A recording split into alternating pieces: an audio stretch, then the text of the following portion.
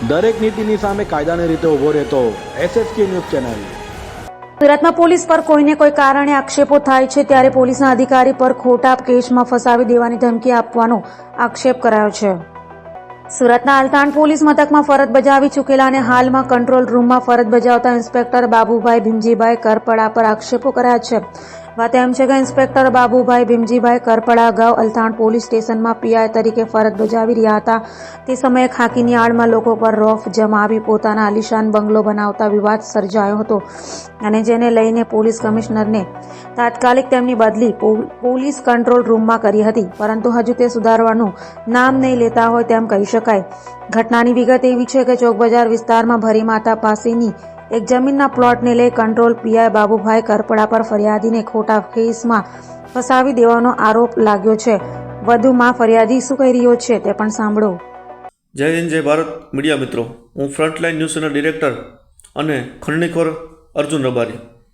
ખરણીખોર એટલે કે અલથાણ પોલીસ સ્ટેશનની અંદર ફરજ બજાવતા પીઆઈ બાબુભાઈ ભીમજીભાઈ કરપડા, જેની હાલમાં પોતાનો આલિશાન બંગલો બનાવવા માટે જે અલથાણ પોલીસ સ્ટેશનમાં જે સામાન આવતો હતો બારોબાર પોતાનો બંગલો બનાવવા માટે પહોંચાડતા હતા, એ બદલ આ બાબુભાઈ ભીમજીભાઈ કરપડાની કંટ્રોલ રૂમમાં બદલી કરવામાં આવી। આ બાબુભાઈ ભીમજીભાઈ કરપડાએ મારું નામ ખરણીખોર રાખ્યું છે। ચોક બજારની ભરીમાતા વિસ્તારમાં આવેલ જગ્યા જ્યાં પીઆઈના 60 થી 70 પ્લોટ છે, એ જગ્યાની અંદર મેં એક પ્લોટ રાખ્યો। આ પ્લોટ રાખ્યો એટલે આ પીઆઈનો મારા પર ફોન આવ્યો અને ફોનમાં મને કીધું કે આ જગ્યા મારી છે, આ જગ્યાવાળો મારો માણસ છે, આ જગ્યામાં મારો ભાગ છે, તો આ જગ્યા પરથી ચાલ્યો જા। એ ફોન રેકોર્ડિંગ સહિત મેં કમિશનર સાહેબમાં અરજી કરી કે અલથાણમાં બેઠા બેઠા ચોક બજાર વિસ્તારની જગ્યાનો વહીવટ આ પીઆઈ કરે છે। એ અરજી બાબતે હું કમિશનર કચેરીમાં નિવેદન આપવા ગયો। નિવેદન આપીને બહાર આવ્યો ત્યારે પણ મને કમિશનર કચેરીની નીચે બહાર ધમકી મારવામાં આવી કે આ તારી અરજીથી કશું થવાનું નથી। આવી મારા ઉપર એક નહીં પણ 1000 અરજીઓ છે, પણ કંઈ મને ફરક પડ્યો નથી।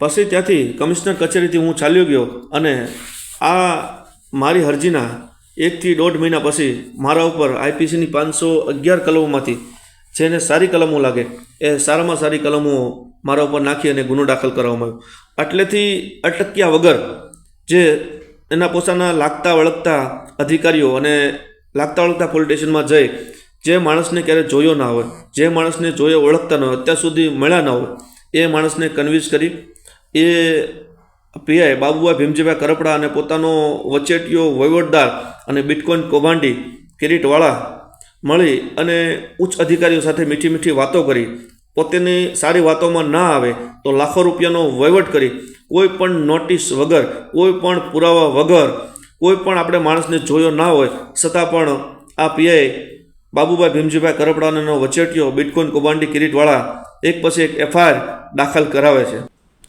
આ પીઆઈ બાબુભાઈ ભીમજીભાઈ કરપડા અને બિટકોઇન કૌભાંડી કિરીટવાળા મળી અને લોકોની કરોડોની જમીનો સિઠ્ઠી સાટાઘાત બનાવી અને પછાવી પાડેલ છે।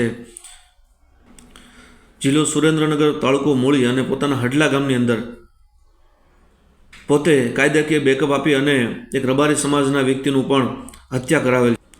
હું હાલના સમયમાં ન્યાય લેવા બાબતે મારા ઘરથી બહાર હોવાથી મારી કોઈ પણ જગ્યાએ હત્યા કરવામાં આવે કે મારા ઉપર કોઈ પણ પ્રકારનો હુમલો કરવામાં આવે તો એનો 2 વ્યક્તિ જવાબદાર હશે।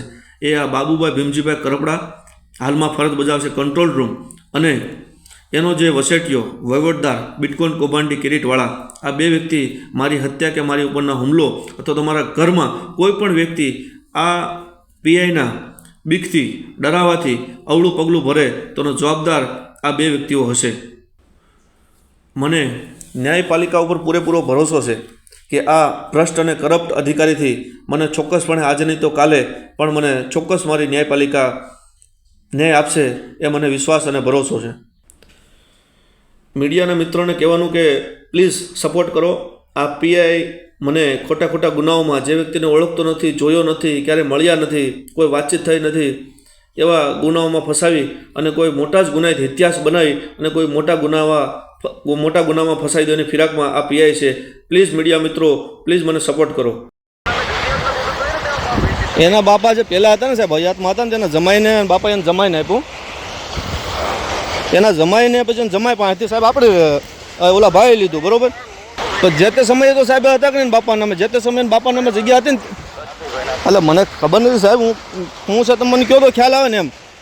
બરોબર. એટલે હું પાછો આપણે ઓળખીએ છીએ એકબીજાને, તમારો પરિચય મને છે. આમ કબજા ક્યાં સાહેબ, આમાં કબજો ક્યાં કરવાની વાત આવી? હા કેમ તમને કેમ ફોન કરે ડાયરેક્ટ? કાંઈ ચોક બજાર તો અત્યારે તમે છો નહીં તો તમને કેમ સીધા ફોન કરે? એ મારો માણસ છે, એ મારો માણસ છે. હા અને એમાં મારી એ જગ્યામાં મારો ભાગ છે, બરાબર? આ જગ્યામાં હા બહુ કર્યું. હા સાહેબ બહુ કરી દઉં. હા હા એવું ચોક બજાર ન હોય ને તો મને ફોન કરે, કારણ કે હું એ મારો ભાગ છે, મારું લખાણ છે એમાં, બરાબર? આ જગ્યામાં એટલે તમારી છે, તમે લઈ લીધી સાહેબ? ના ના, એવી રીતે મારે બધું તને ખુલાસા ભાઈ કરવાની જરૂર નથી, હા પણ તું લીગલી ચાલે એમ. મોટા કબજા જગ્યાના કરી લેવા એવું નહીં, લીગલી ચાલ તમ તારે. કબજા ક્યાં કરવાના છે સાહેબ? આમાં કબજાની વાત જ નથી. મારા સ્થળ ઉપર મેં માલિકીની જગ્યા લીધી, મારા સ્થળ ઉપર જયું કે ન જયું સાહેબ? કઈ વાંધો તો તું લઈ લે તમ તાર જા. હે બે વખત આપી ફોન આપશે એટલે હું એને વાત કરું. ઓકે સાહેબ, વાંધો નહીં સાહેબ. જી જી. દરેક નીતિની સામે કાયદાની રીતે ઊભો રહેતો SSK ન્યૂઝ ચેનલ